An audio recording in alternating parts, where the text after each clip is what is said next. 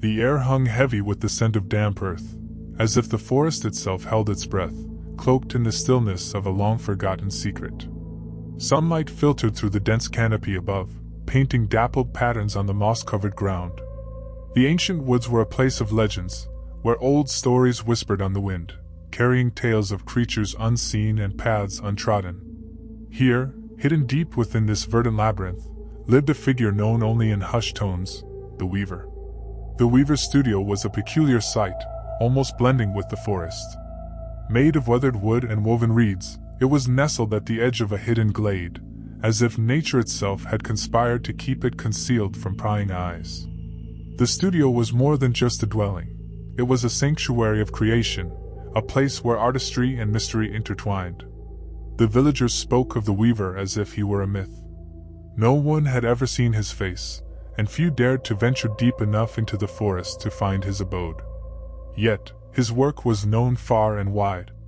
On this particular day, the forest felt different, charged with an energy that made the birds fall silent and the leaves quiver with anticipation. The sun dipped low, casting elongated shadows across the forest floor. As the light waned, a figure appeared at the edge of the glade. It was Etta, a curious and daring young woman from the nearby village. She had heard the tales, of course, of tapestries so lifelike they seemed to breathe, of colors that could capture a sunset's fleeting beauty, and of scenes so vivid they felt like glimpses into another world. But it wasn't the art that drew her here today. It was the whispers of a new creation, one that spoke of a storm yet to come. Etta approached cautiously, her heart pounding in her chest. The studio stood quiet, bathed in the golden light of dusk. The door, usually left ajar, was closed. As she stepped closer, she saw something that made her breath hitch.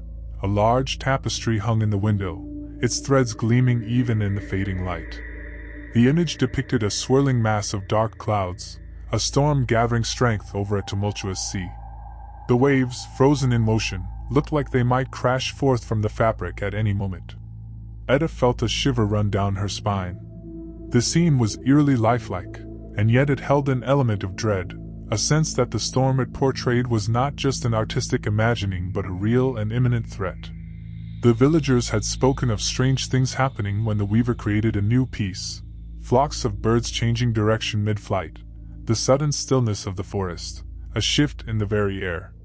Today, she could feel it too. The tapestry seemed to hum with a life of its own, vibrating with an unseen power. Unable to resist, she placed her hand on the glass, feeling the cool surface beneath her palm as she stared at the intricate threads. What did it mean?